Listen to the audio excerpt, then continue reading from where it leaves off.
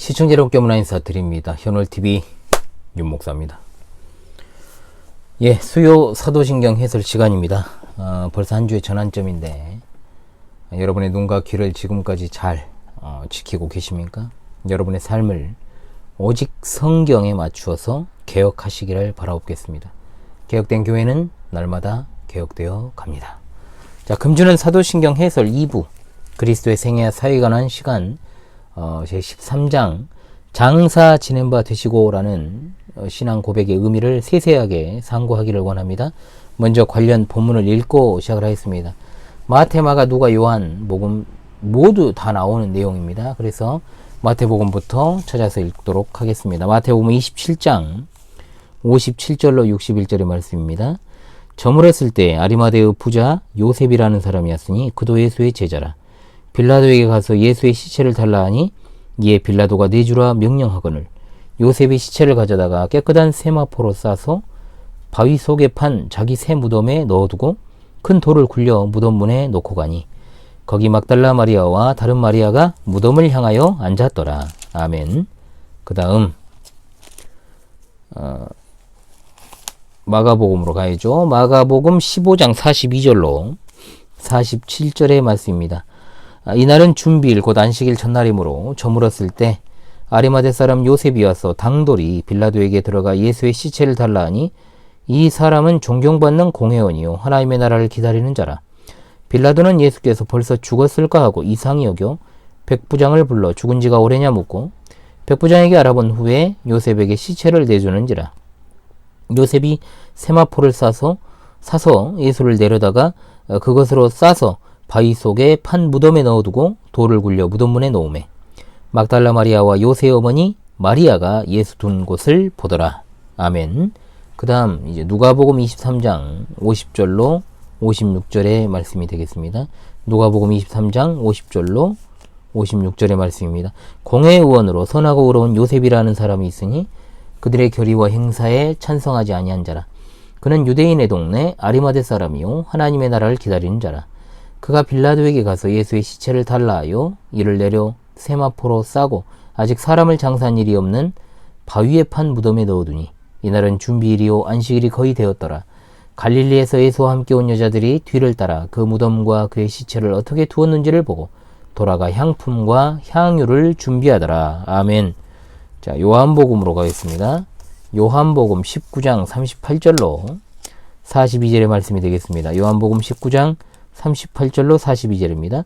아리마대 사람 요셉은 예수의 제자이나 유대인이 두려워 그것을 숨기더니 2일 후에 빌라도에게 예수의 시체를 가져가기를 구하매 빌라도가 허락하는지라. 이에 가서 예수의 시체를 가져가니라. 일찍이 예수께 밤에 찾아왔던 니고데모도 모략과 침향 섞은 것을 100리트라쯤 가지고 온지라. 예수의 시체를 가져다가 유대인의 장례법대로 그 향품과 함께 세마포로 쌌더라. 예수께서 십자가에 못 박히신 곳에 동산이 있고 동산 안에 아직 사람을 장사한 일이 없는 새 무덤이 있는지라. 이날은 유대인의 준비일이요 또 무덤이 가까운 거로 예수를 거기 두니라. 아멘.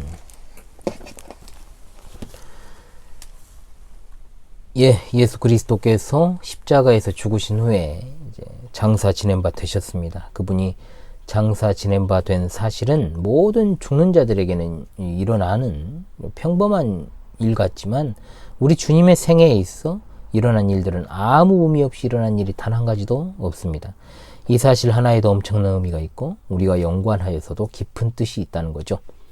자, 이번 장에서는 그리스도께서 장사 지낸 바 된 사실과 그 의미가 어떠한 것인지를 상고하는 시간을 갖도록 하겠습니다. 첫 번째로 장사 지낸 바 되시고, 자, 그리스도께서 무덤에 묻히셨다. 즉 매장되신 사실 그 자체에 대해서 한번 생각해 봅시다.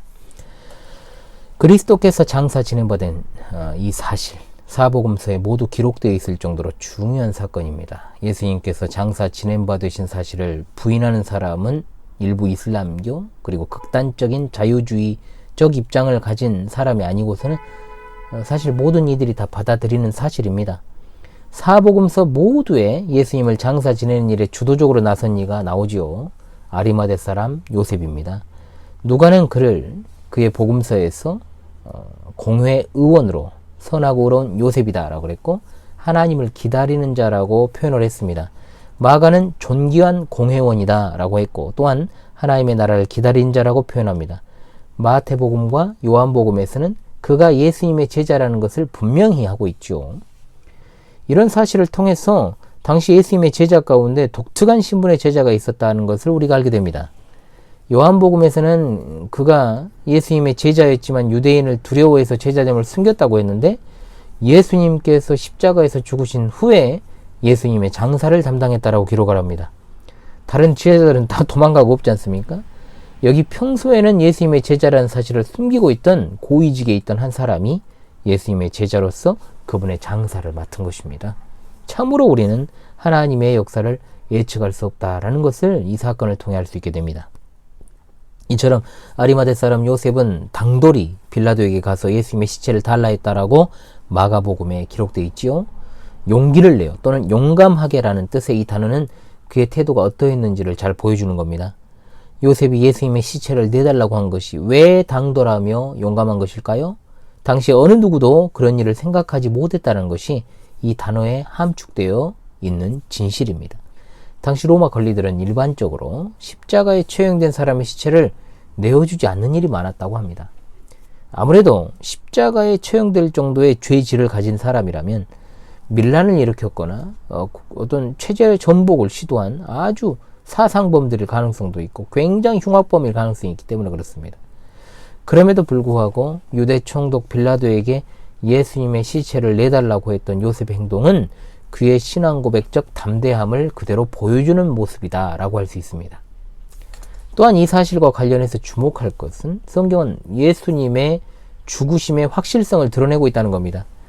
요셉으로부터 이 사실을 전해 들은 요구를 받은 빌라도가 예수께서 벌써 죽었을까 하고 이상히 여겨서 백부장을 불러 죽은 지 오래냐 하고 백부장에게 알아본 후에 요셉에게 시체를 내주었다고 하지 않습니까? 이 사실을 성경이 언급하는 이유는 후에 보도될 예수님의 부활의 확실성을 갖다가 분명히 하기 위함입니다.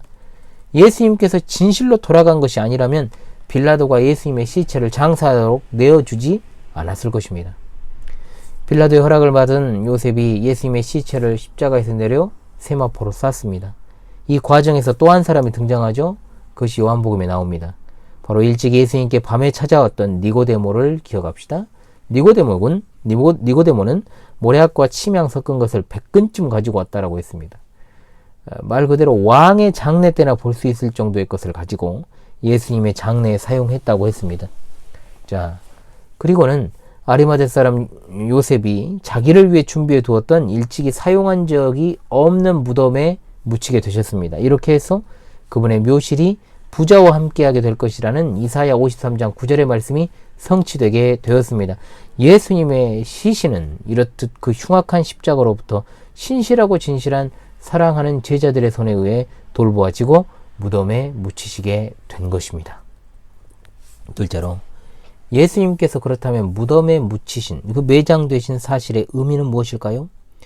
무엇보다 예수님께서 장사 지낸 바 되셨다는 사실을 강조하여 기록하고 있는 것은 사복음서에 다 나오지 않습니까? 예수님께서 죽으신 일이 확실하다는 것을 보여주기 위함입니다. 예수님은 분명히 죽으셔서 무덤에 들어가실 정도로 확실하게 죽으셨습니다. 그러므로 그리스도의 죽으심의 확실성은 십자가의 처형 때도 그렇고 그를 장사 지낸 구체적인 사실들을 통해서도 확증되는 겁니다. 특히 장사와 관련해 가지고 사복음서 중에 많은 기록을 가지고 있는 것이 요한복음입니다. 다른 복음서에 비해서 비교적 후기에 쓰인 이 요한복음은 이 죽음의 확실성을 강조할 필요를 가지고 예수님 양 옆에 강도들에 관한 기사가 나오지요. 예수님께서 이미 죽으셨으나 십자가에 달린 양편의 두 강도는 아직 죽지 아니하였으므로 그 다리를 꺾었으나 예수에 이르러서는 이미 죽은 것을 보고 다리를 꺾지 아니했다라고 했습니다. 그 대신에 한 군병이 창으로 옆구리를 찌르니 물과 피가 나오더라고 했어요. 이런 기록으로서 요한은 예수님께서 확실히 죽으셨음을 알리고 구약의 예언들이 성취되었다는 것을 분명히 했다는 겁니다. 자, 셋째로 예수님께서 장사 지낸 바 된 사실이 이제는 우리에게 미치는 적극적 유익이 무엇인가, 이걸 이제 우리가 살피는 것이 제일 중요하죠. 자, 놀라운 사실은 그리스도께서 무덤에 묻히심으로 말미암아 더 이상 무덤에 묻히는 일이 우리에게 두려워할 일이 아닌 것이 되었다는 겁니다. 이 사실을 믿으십니까? 아멘. 아담의 범죄로 인해서 찾아온 죄의 형벌, 그 죄의 형벌로서의 죽음, 모든 인간들에게 죽음은 두려움과 공포의 대상입니다. 하지만 두려움과 공포의 대상이던 죽음의 무덤이 그리스도 안에 있는 사람들에겐 더 이상 그런 의미를 갖지 않게 되었다는 말입니다.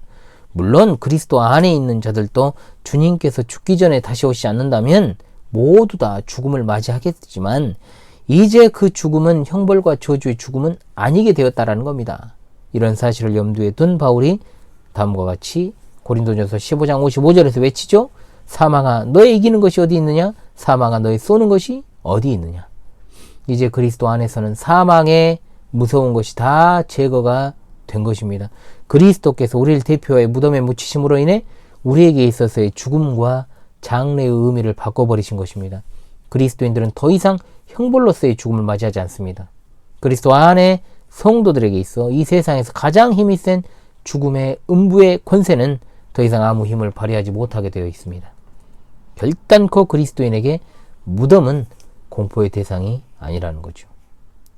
그렇다면 그리스도인이 경험하는 죽음은 어떤 의미를 갖고 있을까요?